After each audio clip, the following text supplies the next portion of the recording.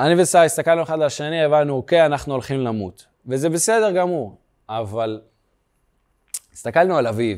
אמרנו, הוא ילד בן 5, כאילו אנחנו סבבה, ראינו עולם, טיילנו, עשינו דברים, בסדר, מקבל. אבל הוא ילד בן 5, זה לא מגיע לו, הוא לא עשה כלום, הוא לא ראה כלום. איך הוא ימות? ולא הסכמנו לקבל את הדבר הזה. לא התקבל על הדעת שכאילו, קיבלנו את העובדה שאנחנו, אין בעיה. אבל איתו אמרנו, לא יכול להיות. לא יכול להיות, והתחלנו לחשוב על איך גם כשיגיעו אלינו לבית, איך אולי הוא יוכל לצאת מזה. והתחלנו לחשוב, בהתחלה אמרנו, אוקיי, הוא יהיה בארון, שמנו לו קצת צעצועים בארון, אמרנו לו, בוא תשחק בארון, זהו, לא הסברנו לו יותר מדי.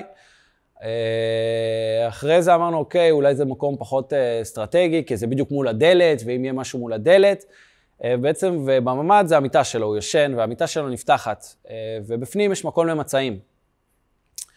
אז לקחנו את הצעצועים מהארון, העברנו את הצעצועים לתוך המיטה, ואמרנו לו, תקשיב, עכשיו אתה יושב, משחק בתוך המיטה, ואם משהו קורה ומישהו ייכנס לנו לבית, אנחנו נסגור עליך את המיטה, ואתה צריך להיות בשקט, לא משנה מה קורה בחדר, לא משנה מה אתה שומע, אסור לך להוציא רעש. לא משנה מה קורה, אתה חייב להיות בשקט.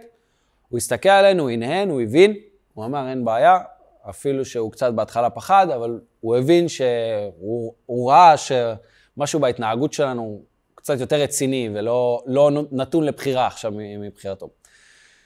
אז הוא שיחק קצת במיטה, ושרה אשתי, ההורים שלה גרים באשדוד, היא אמרה, היא בעצם סימסה להם שאם משהו יקרה לנו, אז אביב יהיה במיטה, בתוך המיטה, בשביל שמישהו ידע, כי המשפחה שלי כבר אמרנו שכנראה לא יצאו מזה, כתבה למשפחה שלה, שאם משהו קורה לנו, יכול להיות שאביב נמצא במיטה.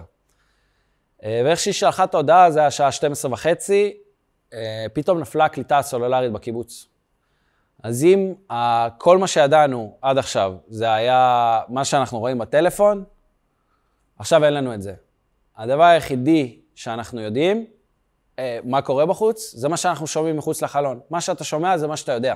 זהו, זה נשאר המקור המידע היחיד שלנו. ואני זוכר, הסתכלנו כאילו ואמרנו, אוקיי, אחי במסיבת טבע, ראיתי כבר סרטונים מהנובה, הבנתי מה קורה שם באזור, הוא כבר היה לא זמין מלפני כן. הסקתי שהסיטואציה בנובה ואצלו היא די אותו דבר, כי המסיבות מאוד מאוד קרובות אחת לשנייה. העליתי על דעתי שהוא כנראה לא יצא מזה. אחי הקטן וההורים שלי בבית עם מחבלים כבר מעל לשעה. גם נפרדתי מהם. סבתות שלי בקיבוץ, כל אחד בבית משלה, היו מנותקות קשר כבר די מהבוקר. עליהם כבר לא חשבתי, כאילו כבר היה יותר מדי להכיל. ואני זוכר, כאילו ברגע שנפלה הקליטה, אני אמרתי לעצמי, אוקיי, נפרדתי מההורים ונפרדתי מהכל, אבל זוכר שלא נשברתי, ישבתי על הרצפה עכשיו, התחלתי לבכות, או משהו בסגנון, אפילו לא חשבתי על זה. כאילו בקטע כזה שנפרדתי מההורים שלי, אמרתי להם, אני אוהב אתכם, ואתה ממשיך הלאה. כאילו לא קרה שום דבר. כי אתה פשוט חי בתוך הסיטואציה הזאת, כל כך עם כל האדרנלין והפחד שיש בך, שאין לך אפילו את 5 שניות האלה להסתכל אחורה. אתה פשוט כל הזמן חושב קדימה על איך אתה ניצל מזה. אפילו שמבחינתך קברת את היקירים שלך ואת המשפחה שלך. הגוף לא נותן לך לחשוב ולאבד מידע שחווית. אתה רק חושב קדימה, קדימה, קדימה, קדימה, קדימה, של איך יוצאים מזה.